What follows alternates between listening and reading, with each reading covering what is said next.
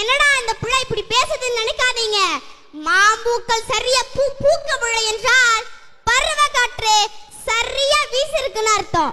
பருவ காற்று சரியா வீசிருந்தால் மாம்பூக்கள் உதிர்ந்து சரியா காய்ச்சிருக்காது. கற்ற அறிவு மறந்து போகும், ஆனால் பட்ட அறிவு மறந்து போகாது.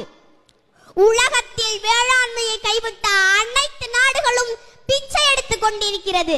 அந்த நிலைமை நமக்கு வந்துவிடக் கூடாது. இங்கு தொழில் வளர்ச்சின்னு சொல்றீங்களே, நல்லா வேலை பார்த்தா சம்பளம் கிடைக்கும்.